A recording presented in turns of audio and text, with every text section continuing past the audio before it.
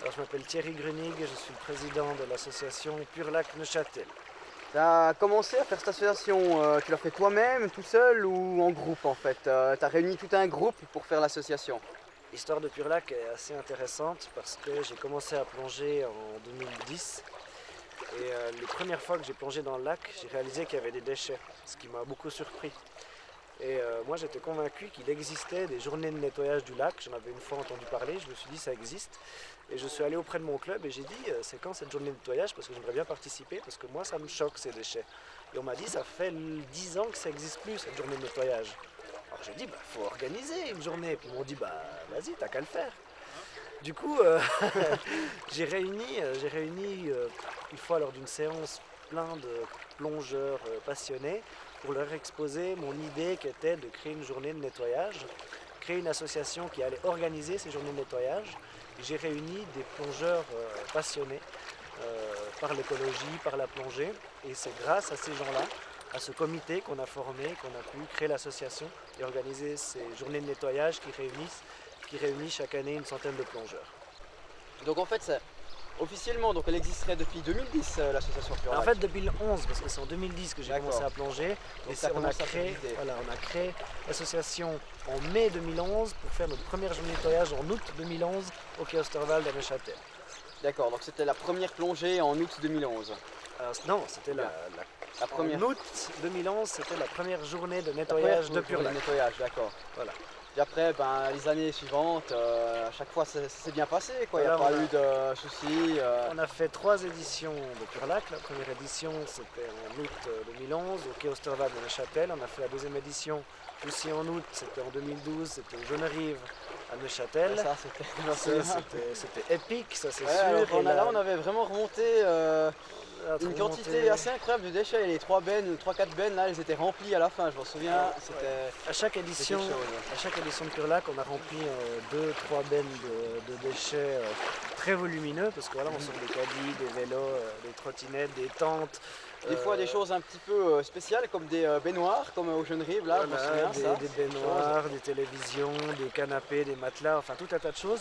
Et en fait, ces déchets ne sont pas forcément polluants. Alors c'est ça qui est spécial, c'est qu'un caddie ne pollue pas forcément le lac, c'est relativement inerte. Et ces déchets par contre sont très visibles. On arrive en sortant tous ces déchets de l'eau et en les exposant au public. La pollution visuelle, hein, on va dire comme ça. Oui, mais ça ne dérange pas puisqu'on ne les voit pas, mais ça permet de montrer aux gens quelque chose. Les gens sont choqués. Les gens sont choqués de voir ça. Et ça nous permet de les sensibiliser sur des déchets plus petits comme les mégots de cigarettes. Un mégot de cigarette pollue 1 mètre cube d'eau pendant 100 ans.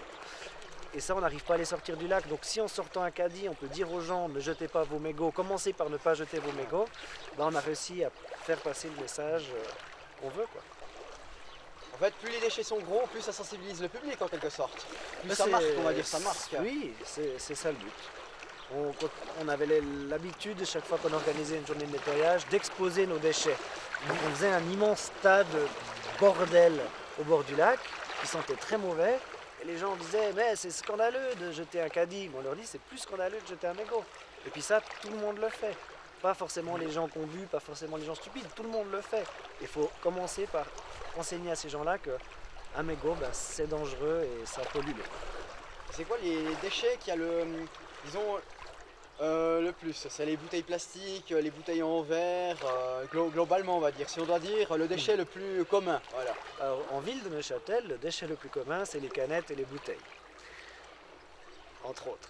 Mais oui, c'est ce qu'on trouve le plus. Après, j'ai envie de dire, ce qui est bizarre, c'est qu'on a l'impression que les caddies, c'est une espèce endémique au lac de Neuchâtel parce qu'on en trouve tellement. Et ça, c'est bête, parce que c'est de la bêtise humaine. Mais je pense, voilà, des jeunes qui ont envie de rigoler, ils prennent un caddie puis ils le balancent dans l'eau. Et on en trouve beaucoup. À 2 francs pour mettre un caddie dans l'eau, c'est peu cher payé en même temps. Oh, mais ils récupèrent la pièce avant de le jeter dans l'eau. On a essayé, il n'y a plus de... On a aussi trouvé des porte-monnaies, des coffres forcés, des choses comme ça. Là aussi, alors ça c'est sûr que forcément quand quelqu'un vole un porte-monnaie, une fois qu'il a pris l'argent qu'il y avait dedans, il va le jeter dans le lac. On a retrouvé des permis de conduire, on a pu les restituer aux personnes qui les avaient perdus. Ça c'est bien. Enfin, ils ont peut-être déjà le nouveau, mais depuis... mais... Ça leur dit au moins ils savent où sont passées leurs affaires. Ça. Ouais. Là, il y a d'ailleurs une fois, il y a quelqu'un qui était très surpris et très content qu'on ait retrouvé son portefeuille.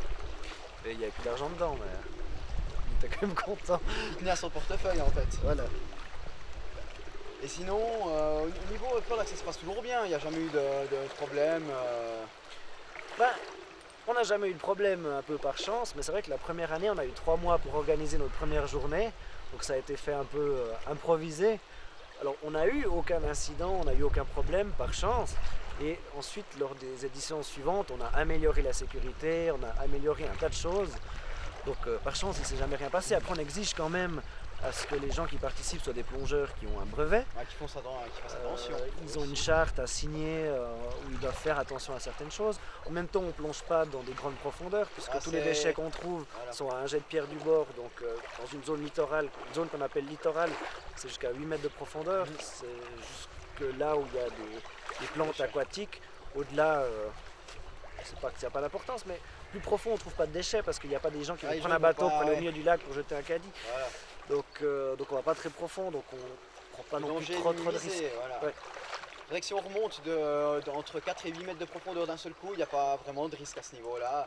À part pour les oreilles. Pour les oreilles un petit peu, ça... Et on limite la durée de plongée à 45 minutes. Donc Et puis là où on a fait nos 3 journées de nettoyage, c'était dans des zones où ça va jusqu'à maximum 7 mètres, jusqu'à très très loin. Donc le quai Osterwald, il faut vraiment palmer un bon bout pour que ça commence à descendre au-delà de 8 mètres. Donc on prend vraiment pas de risque, c'est des zones, c'est des pataugeoires où on plonge. Voilà. Après nous, ce qu'on a trouvé l'année dernière dans le quai, c'est celui qui est là-bas, c'est la baie de l'Évole. La baie de l'Évole, on a retiré avec mon coéquipier des espèces de câbles qui étaient sous l'eau. Ouais. Alors on s'est dit heureusement qu'ils ne sont pas sous tension parce que mais c'était des rails en fait. Voilà. C'est des rails qui appartenaient à l'ancien Ski Nautique Club. En fait c'est simplement des barres métalliques auxquelles étaient accrochées des bouées.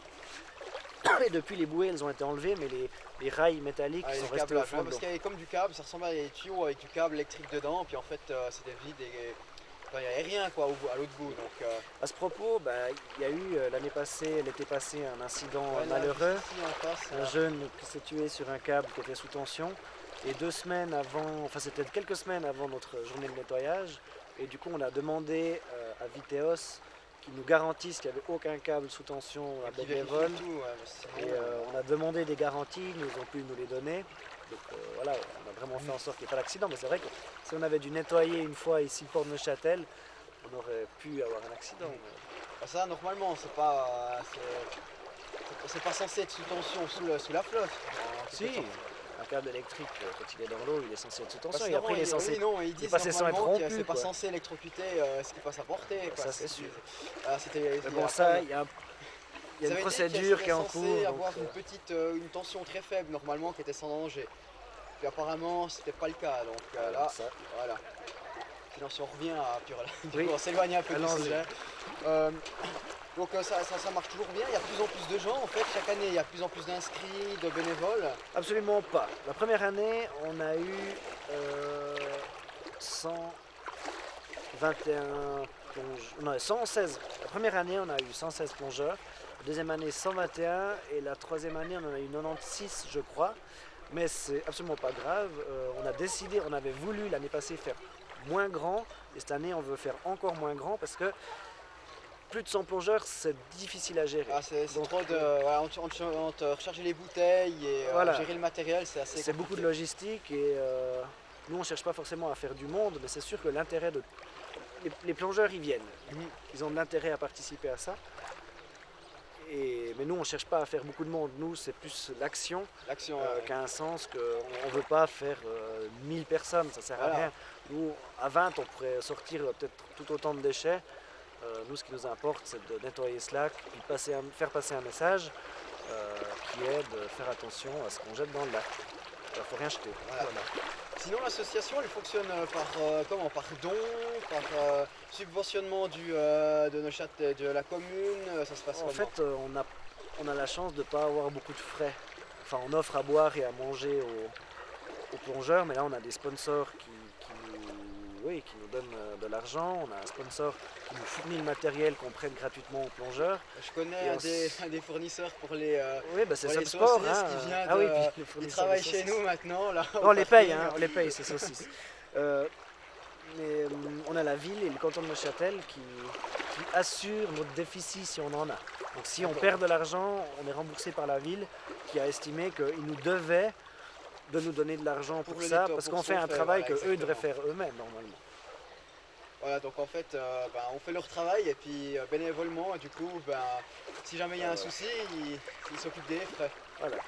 Donc la ville, elle en pense quoi? Genre, elle est satisfaite de cette organisation et tout? Ils nous ont beaucoup aidés là. Quand on a lancé la première édition et qu'on s'est approché de la ville, ils étaient extrêmement contents. Parce que forcément, on fait le travail des boueurs voilà. Du lac. Et ils étaient très satisfaits. Ils nous ont beaucoup soutenus, ils nous ont beaucoup aidés dans toutes les démarches logistiques pour nous fournir les services publics, les containers, etc. La logistique, les autorisations, donc ça se passe extrêmement bien. Et heureusement qu'on a la ville, on n'aurait jamais réussi à monter tout ça si on n'avait pas le soutien de la ville et du canton de Neuchâtel.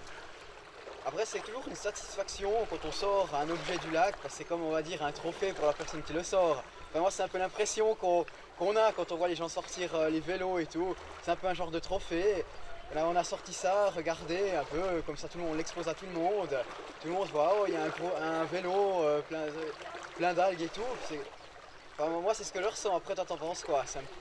Ce qui marche, ce qui fait que les plongeurs aiment cette journée de nettoyage, alors déjà, ils font une bonne action écologique.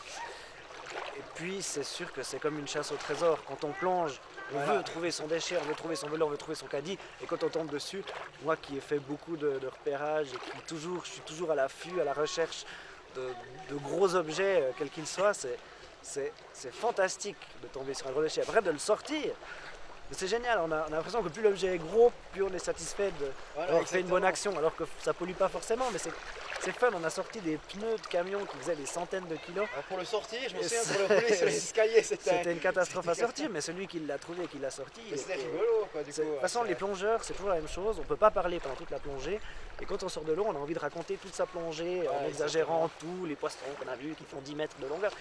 Et là tout le monde, quand il sort de l'eau, il a plein de choses à raconter. Toujours une bonne même ambiance, quand il n'a rien vu. C'est toujours une bonne ambiance. Les plongeurs, il y a toujours une bonne ambiance. Rigolo, sympa. La dernière fois, là, on a retiré, c'était les poteaux métalliques qu'ils mettent pour les barrières grillagées, les tout longs, là, qui font 2 mètres de haut. On a retiré ça et en fait, c'est super lourd à remonter. Parce qu'on est en tant que plongeur, puis on est déjà sous l'eau, puis on a remonté ça à la surface. Au moment où on sort, on le tient comme ça à bout de bras. J'avais fait comme dans le Star Wars, ça, les pirates du désert, en grandissant comme ça, en faisant le cri et tout, quand il y a les gars qui venaient avec la barge. C'était assez rigolo. Mais... Alors, certains déchets, alors effectivement, heureusement qu'il y a la barge, parce que quand on doit les retirer, quand c'est le pneu de 100 kg, je pense qu'on n'arrive pas à le tirer seul hors de l'eau, effectivement. Alors, quand je parlais de la logistique mise à disposition par la ville, c'est vrai qu'ils nous mettent une barge très utile qui va chercher les gros déchets, qui va aider les plongeurs à sortir des gros déchets, parce qu'un caddie, on ne le sort pas comme ça avec juste un parachute. Quand on a fallu une fois sortir une baignoire, là la barge, c'est vrai qu'elle a été utile, c'est une grosse barge qui sert vraiment pour faire des travaux. Et il vient avec un grappin, il y a des plongeurs dessus qui viennent avec un grappin, qui prennent l'objet, qui le remontent sur la barge ou qui le tractent. Une fois on a sorti un matelas qui était gorgé d'eau, il faisait presque 800 kg. Et on m'a dit, on m'avait raconté, elle avait dû le découper, je sais pas si c'était toi ou un autre, mais qu'il avait fallu le découper complètement. Un matelas gorgé d'eau, ça c'était vraiment l'objet le plus lourd qu'on ait sorti. Donc là heureusement qu'il y avait une barge. Et des couteaux. Qu'est-ce que tu veux encore savoir? Pour l'instant, disons que j'ai posé toutes les questions qui me semblaient pertinentes pour moi. Après, je ne sais pas si toi, tu voudrais dire quelque chose de spécial, un mot, ou tu aurais vraiment quelque chose que tu voudrais dire par rapport à l'association. Oui, moi j'ai toujours comme 1000 trucs à dire, mais je crois que il y a des gens aujourd'hui qui nous ont dit on se réjouit de l'action pour pouvoir plonger, sortir des déchets. Ce à quoi j'ai répondu, que ce soit pour nettoyer les rives ou nettoyer le lac, c'est quelque chose qu'on peut faire tout le temps. Il ne faut pas avoir une journée de nettoyage pour sortir des déchets. Moi, chaque fois que je plonge, c'est systématique. Je sors avec des canettes. D'ailleurs, je les oublie des fois dans mes poches, je replonge 5-6 fois avec. Je sors toujours des canettes, des objets. Je crois que c'est une habitude que tout le monde peut prendre. Même en se baladant dans la rue, il voit une poubelle, il voit une bouteille à côté de la poubelle, il la prend, il la met dedans. C'est vite fait, c'est facile. C'est des habitudes. La première habitude qu'il faut avoir, c'est de ne pas jeter des objets dans l'eau. Et après, n'importe quel plongeur, il n'a pas besoin d'avoir une journée où il est reconnu pour ça. Pour faire sa bonne action, je pense on est tous, comme quand on se balade dans la forêt et qu'on voit des déchets, il faut être sensibilisé à ça, il faut avoir le réflexe de les prendre, de les sortir. Et je pense qu'il faut pas avoir une journée de nettoyage pour faire ça. Je pense que tout le monde peut le faire, tout le monde devrait le faire. Voilà, même si c'est pas sous les feux des projecteurs, voilà, même si c'est pas à l'heure du journée. Donc je pense qu'il faut que tout le monde le fasse. À chaque fois que je plonge là-bas, enfin mais pas en plongée snorkeling, donc tuba et tout, bah, quand je croise des déchets, je vois des déchets au fond. C'est tout Souvent bouteille en verre, tesson de bouteille, puis on voit qu'il y a les gamins qui marchent à côté. J'ai déjà vu une personne qui avait marché dessus, c'est pas joyeux, donc pour le pied. Donc. Moi je les ramasse, je les prends et puis je les fous dans la forêt. Au truc de recyclage. Non, au truc de recyclage qui est juste à côté. Parce que voilà, je pense qu'il y a des enfants qui nagent et puis qui marchent là et puis ils mettent les pieds dessus, c'est pas génial. Pas que c'est polluant vraiment parce que bon, ça reste 4000 ans au fond du lac, mais ce n'est pas nocif pour l'environnement marin, mais disons que c'est nocif pour les pieds des gens qui mettent le pied, ceux qui mettent le pied dessus surtout. Ouais. Alors voilà. Bah, je te remercie pour l'interview. Avec plaisir. Puis bah, à la prochaine alors. À la prochaine, merci beaucoup. Alors, comme en fait on aimerait aussi sensibiliser les gens sur les micropolluants et toute cette pollution qu'on ne voit pas, on s'est associé à une partenaire. En fait, c'est une marque de cosmétiques propre qui s'appelle Zillois, c'est une marque neuchâteloise. En fait, elle fait des crèmes hydratantes, des crèmes contre le soleil, enfin la crème solaire qui ne pollue pas, c'est-à-dire de la crème qu'on peut mettre et après se baigner sans polluer l'eau. Parce qu'en fait, c'est une marque qui a été créée par une biologiste qui étudiait justement les phénomènes de la pollution de ces crèmes sur les coraux. Par exemple, elle s'est rendu compte que ça avait un impact, ça blanchissait les coraux, ça tuait les poissons. Donc en fait, toutes ces crèmes, on ne se rend pas compte que c'est des crèmes qui ont un impact négatif sur la nature. Donc ça, c'est des crèmes qu'on peut manger avec des frites si on veut, parce qu'elles sont complètement biologiques, enfin bio. Il n'y a pas de produits chimiques qui vont après aller dans votre sang, qui vont vous rendre malade. Alors voilà, on s'est associé à eux et c'est pour ça qu'on présente ce stand avec la marque Zillois. Voilà. Alors la marque, ça vous est venu d'où en fait Alors la marque, en fait, c'est une idée de ça fait quelques années. Parce que j'ai plongé au niveau de la barrière de corail et puis je m'attendais à voir vraiment quelque chose de merveilleux, des superbes couleurs, plein de choses. Et puis en fait, c'était pas du tout ça, c'était tout blanc, c'était tout mort. Et puis là, donc je me suis posé la question pourquoi c'était dans cet état. Et je me suis aperçue qu'il y avait plusieurs raisons, mais une des raisons était également l'impact des crèmes solaires et des fils chimiques qu'il y a dans les crèmes solaires sur la faune et la flore. Et donc, on a pu montrer que les filtres chimiques qui étaient dans ces crèmes pouvaient tuer aussi bien les coraux, qu'avaient un impact sur les poissons, sur les algues, etc. Et d'où l'idée de faire justement des crèmes solaires qui n'aient pas cet effet néfaste sur la faune et la flore. Et ça a été développé et puis testé ensuite dans un centre de recherche en Polynésie justement pour connaître l'impact exact de ces crèmes. Donc l'impact est quand même conséquent donc. Alors l'impact des crèmes solaires, oui, l'impact des filtres chimiques dans les crèmes solaires est conséquent. Donc c'est toutes celles qu'on trouve un peu dans le commerce, Sun, machin, tous ces... Les grands classiques, on va dire. Voilà, il y a beaucoup. Alors ce qu'il y a, c'est que maintenant, il y a quand même pas mal de choses qui se mettent en place et vraiment, on peut mettre le doigt sur certaines molécules qui sont vraiment mauvaises, mais qui existent encore dans pas mal de crèmes. Mais ça commence à changer. Voilà.